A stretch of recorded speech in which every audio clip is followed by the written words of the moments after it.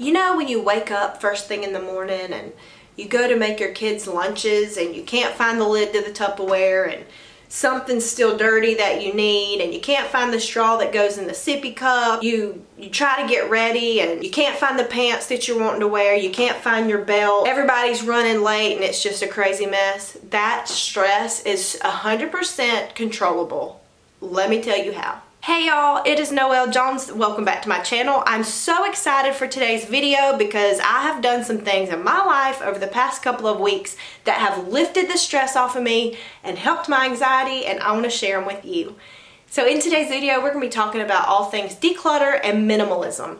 Minimalism is one of those things that I think we're all kind of scared about because to me, minimalism meant you have the clothes on your back, you live in a tiny house, you use biodegradable spoons, forks, straws, and you don't buy anything unless it's white or brown. Now, I know that's a little dramatic, but I'm just saying that's how I pictured it in my head. It's not like that at all.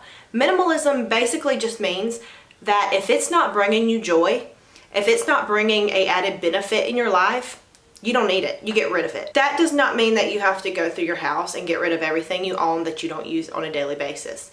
That is not what I did. Right now in this video, we're going to focus on one step at a time instead of the whole entire staircase. These are some things that I practiced in my day-to-day life. I've been doing it for about 3 weeks now, and let me tell you, the weight that has been lifted off of me, the mental space that has been cleared out, that's prime real estate up there, and I don't have much to spare, you know what I mean? Overstimulation, I feel like, is very big in our society, especially as moms, right? Like, we're so accessible. We have cell phones now. If we're not being called, we're looking something up. We're watching TV, we're listening to music. Our brains are constantly going. So one last thing that we need to add stress in our life is our home. Our home should be somewhere where we can go, where we can escape the stress, not have added stress. Now, that being said, we cannot help who lives in our home. We have kids, we have husbands, we have parents. That kind of thing we can't help, but we can help the stuff that creates added stress in our home. You know when you're trying to make a grocery list and your husband's talking on the phone over here and your toddler is over here pushing buttons on a toy that's constantly making all these different sounds and noises, and then over here you got the TV going and you can't even think of your grocery list because you are so overstimulated? That is exactly what clutter does to our minds. We just don't know it. It's like subconsciously, it's what it's doing constantly in the back of our mind. I think having ADHD, my brain stays so overstimulated all the time anyway, that if there's some things in my life that I can control a little bit, that it just really helps bring my brain back down to almost normal. So I decluttered. I went through my cabinets. I went through my dresser. I went through my laundry area. I went through just all these places in my house that I spend time every day and thought, how can I make these places less overstimulating and less cluttered and more intentional? The more I decluttered, the better I felt. I felt like the more I gave away, the more trips I spent at, the more trips I took to Goodwill, the more things I got rid of, the lighter and lighter I felt. And so that just really fueled the fire to just keep going and keep doing more. Some studies in 2009 and also 2016 in, I want to say, California, they did all these studies. Working moms, they put them in cluttered everyday environments, and their stress hormones were like through the roof compared to moms that did not have a cluttered environment. They had overstimulation in the brain. It affected their cognitive mind, their memory, sleep. It can affect all parts of your life. So as busy moms with, all these things going on, you have the phones, you have work, you have Instagram dinging, you have Facebook, you've got TV, you've got music. Our brains in today's society, I feel like, are so much more overstimulated than like my parents when I was little. You could get away from work, I feel like, then a little more than you could now. I say decluttering kind of minimalistically. That doesn't mean your home has to always be tidy. It doesn't always have to be clean. It just means that there's less crap to have to clean up. In the morning, there's nothing more frustrating that starts your day off crazy and annoying than looking for something you can't find, looking for a pair of leggings, looking for a pair of jeans, because you have so many things that you don't use. For the most part, I would say most women wear the same things over and over, the same 12 outfits or the same leggings that are your favorite. Get rid of all the other ones you don't use.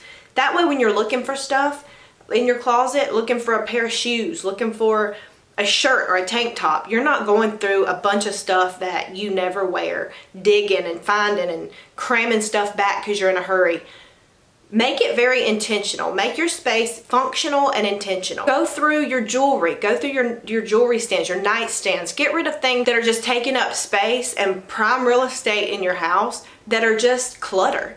And I promise you, even if you don't think it's clutter, if you just kind of get in a mindset, I feel like decluttering is very intentional. It's very like switching your thought process into, I may use this, to look like I don't use it, I'm getting rid of it, it's just in my way. When you do these things, when you declutter, when you minimalize your crap, for lack of a better word, you will feel so much lighter, less stress, less anxiety.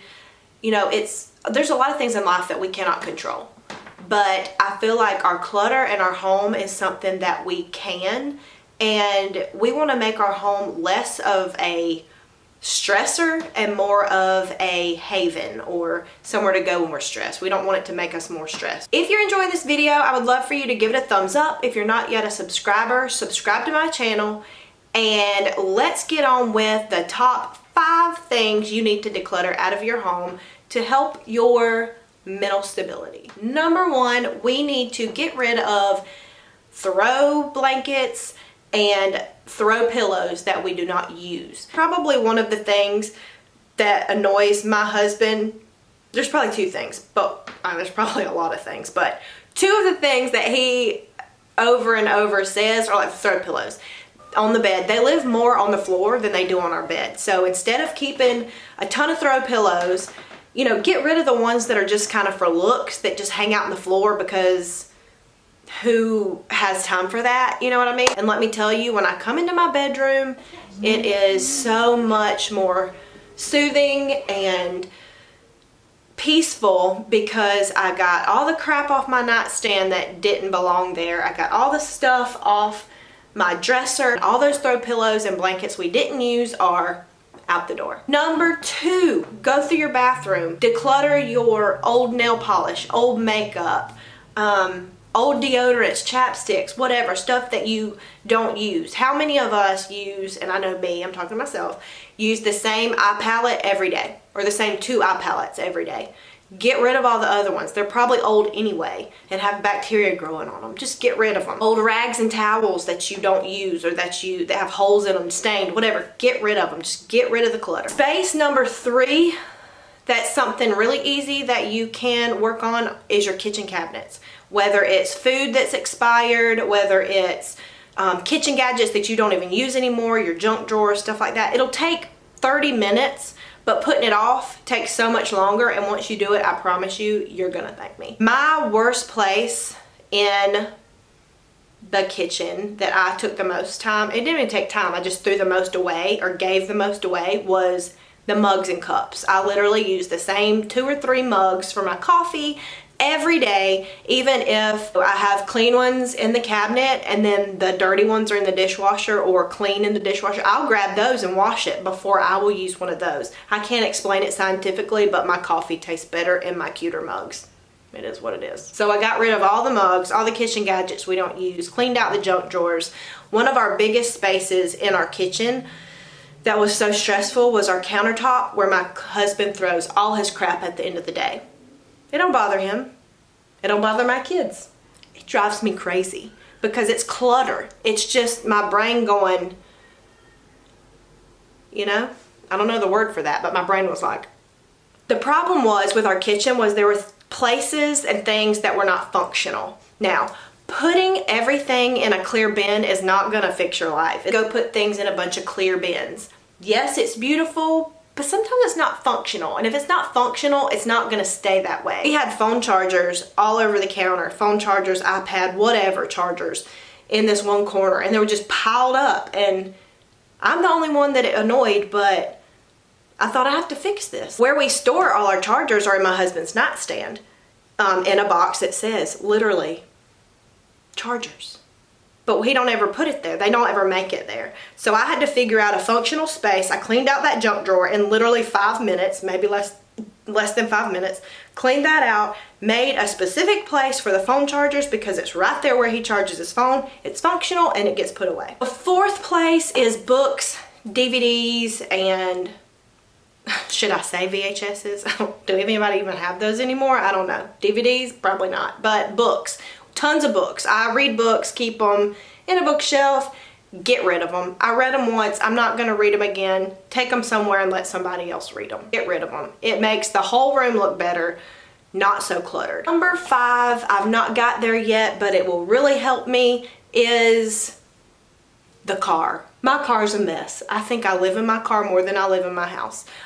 It's a mess. So that's my next place to tackle. I haven't tackled it yet, but maybe that's something we can do together in another video. Car being cluttered and trashy is just gross. And my mom fusses at me every day when if she's helping me put my kids in on how there's still something in there she gave me last week that I have not yet taken in the house. And you know, one thing at a time.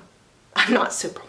One thing I can honestly promise you, when you do all these things, you are going to notice a huge difference in the weight lifted off your chest, the weight lifted off your mind. It is so freeing. The more you give away, the more you clean out, the more it fires you to like do more. When I get home from work, there's not a billion things to clean up. I literally felt like I was cleaning every single day, still to have to clean every single day, and that just didn't make sense to me. I would clean non-stop and everything would still look a mess, and it's because there was so much clutter. But it kept my brain constantly thinking my work was never ever done, and that is stressful. I'm telling you, I have felt 100 times better after doing these simple things. And I hope that you enjoyed this video, and please in the comments if you try any of these tips or if you have done your own decluttering. I would love to hear how it made you feel, how it helped your life. If you've not yet subscribed to my channel, I would love it if you would come over and be part of my YouTube family, like the video, and I will see you in the next one. Bye!